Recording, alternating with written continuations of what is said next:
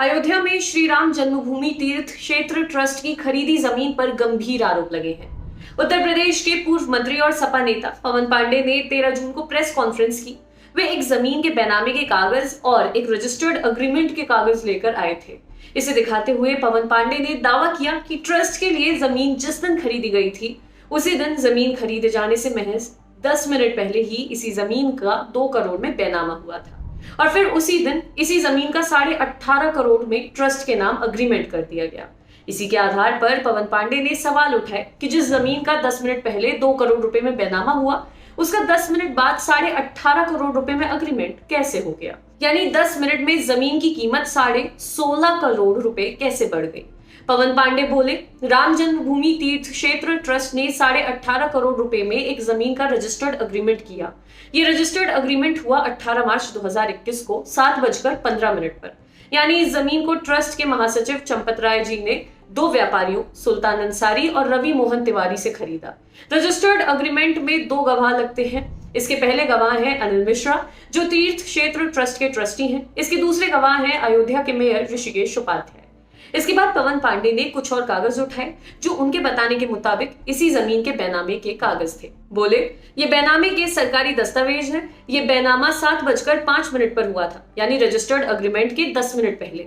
ये बैनामा हुआ है 2 करोड़ रुपए में, यानी बाबा से सुल्तान अंसारी और रवि मोहन तिवारी ने इस जमीन को 2 करोड़ रुपए में खरीदा और 18 मार्च 2021 को 7:05 पर इसका 2 करोड़ रुपए में बैनामा हुआ और फिर 10 मिनट बाद इसी जमीन का 18.5 करोड़ रुपए में ट्रस्ट के नाम अग्रीमेंट कर दिया गया।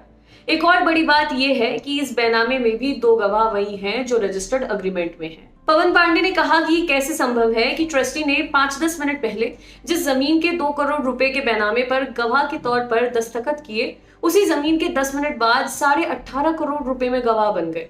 जमीन के दाम 10 मिनट में इतने कैसे बढ़ गए? उन्होंने इस पूरे मामले के सीबीआई जांच की मांग की है। अद्विक को ब्लड कैंसर है। उसके माँ बाप उसके इलाज कराने में असमर्थ हैं। इन्हें आपकी एक छोटी सी मदद की जरूरत है। डिस्क्रिप्शन में दिए हुए लिंक पर जाएं और अद्विक की उम्मीद बने।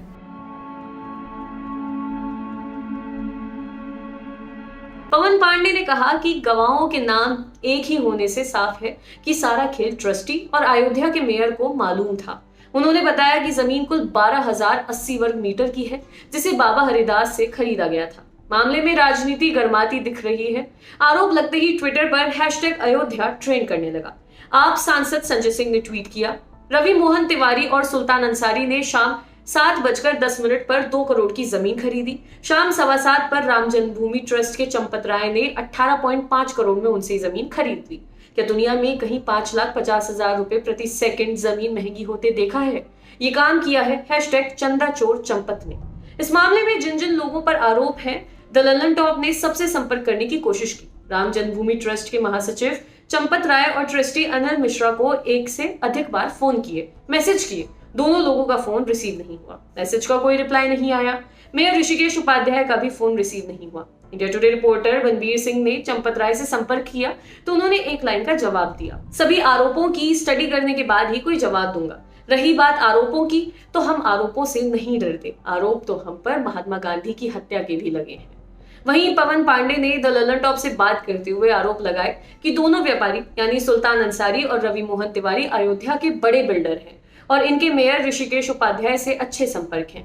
उन्होंने कहा कि मेयर के भी कुछ करीबी लोग बिल्डर के काम में हैं और इस नाते साठगांठ करके ये घोटाला किया गया है। आपके लिए खबर लिखी थी हमारे साथी अभिषेक ने। शुक्रिया।